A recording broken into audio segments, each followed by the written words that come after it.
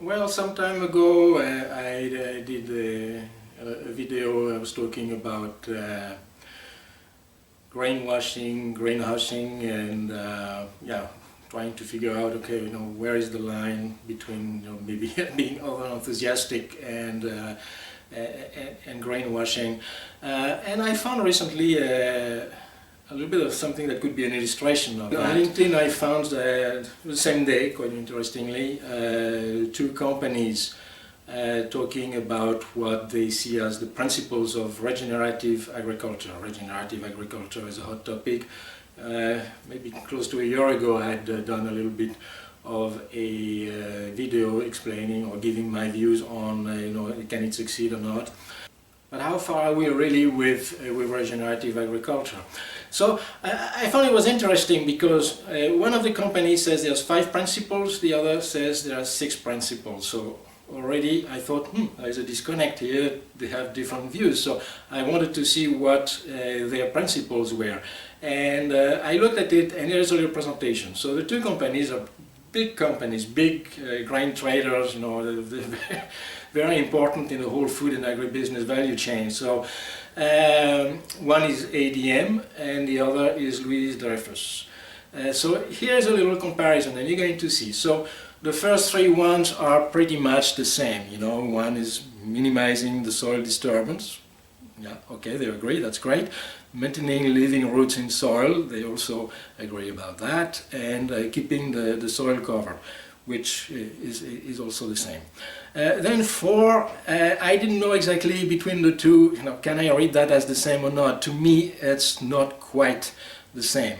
One says maximize crop diversity, so it limited crop diversity. The other one talk about diversity in a more general way, talking about crops, but also soil microbes, pollinators, and I would add to that, insects of all sorts, birds of all sorts, basically the whole ecosystem. That's what's really important.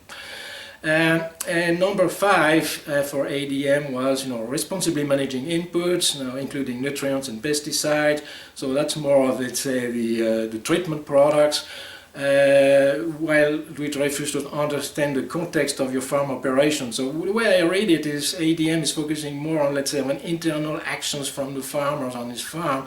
Louis Dreyfus kind of takes also the environment of the farm in the picture. So it's 2 different principles. Louis Dreyfus has a wider look at what's going on, let's say, about the farm, while ADM seems to be more focused on just the management and the treatment. So here, in my opinion, there's already quite a bit of a difference.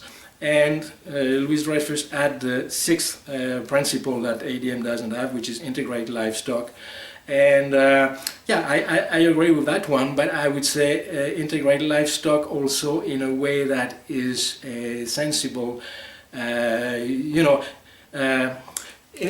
the past I've made also some videos where I insist on closing the loops, where I found it's really important. And for me, one of the areas of closing the loops is basically having an agriculture that includes both crop and animals, not necessarily on the same farm, but working together in close partnership, because I think what we need to take, especially considering that a lot of crops are used for animal feed, you need to bring what comes out of the animal back in the land.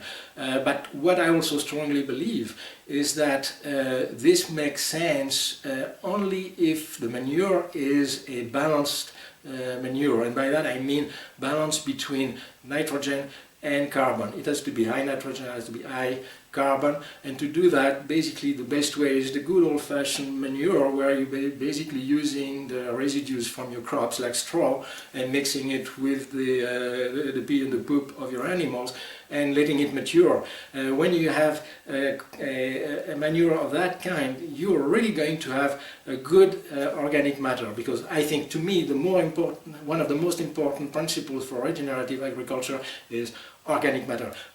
The soil needs organic matter, bring organic matter, and it's screaming for organic matter all over the world. And why? Because soil rich in organic matter is going to keep the moisture longer. It's going to also help the life in there, which is one of the principles, but it's also going to play an important role in fixing minerals and preventing the leaching. So I really think livestock is useful, but we have to produce the proper kind of manure. And if you look at it in those terms of partnerships between crop farms and animal farms, almost, you know, to put it very simplistically, what you would need is for the crop farms to bring the residues from the crops, give it to the animal farmers, who would mix it with the manure of the animals, let it mature, and then bring it back on the land. That would be the ideal. But we're far away from that today, and that's also one of my issues, because in their little presentations, ADM was mentioning that in 2023 there are 2.8 million acres involved in regenerative agriculture farms. And I was starting to wonder, okay, so how big is that? And their plans for 2025 is to grow to 5 million acres. And I think it's also important to see exactly what 5 million acres represent in terms of the total global agricultural land being arable or being agricultural land in a wider sense. And this is here a little chart just to give an idea about, you know, how much it represents. And as you can see, the world arable land is 1.5 billion hectares, so that's 3.75 billion acres. The world agricultural land is 5 billion hectares, which is 12.5 billion acres. So when you see ADM talking about 5 million acres, it represents 0.13% of the world arable land. And if you look at that and you compare it with the world agricultural land, we're talking about 0.04%. And these are percentage. So you see, way below 1%, even way below 1 per mil in the terms in comparison with agricultural lands. So definitely it's still very little. And my first reaction was, okay, when we look at how fast, for instance, GMOs have been adopted, you know, in the course of a decade, in countries like in the US, in Canada, in Brazil, in Argentina, you could see the growth of GMOs at a speed that was way stronger than this. So where this is going to go, I would not be able to make a projection here about, you know, which percentage of agricultural land would be regenerative agriculture, let's say in 10 or 20 years from now, because, you know, is it a linear curve? Is it, you know, a more sigmoid type of curve? I don't know, but this to me looks very small and very disappointing to me personally. So going back to my introduction, is this greenwashing or not? No, I don't think it is as such, but I think they put a very small achievement and try to present as if, you know, we're already saving the planet or saving the world.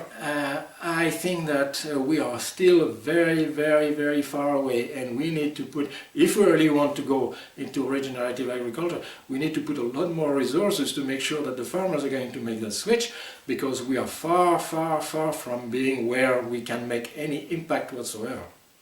So I think it's a nice example, you know, enthusiasm, greenwashing. I think it's too much enthusiasm personally, but just to show how complex it is. And you also need to have a good look at the numbers, because yeah, sometimes in a statement or in a press release it may look nice, but when you put things in perspective, well, there's quite a lot of work to be done. If you're interested in my videos, please click on the subscribe button, or you can also visit my website.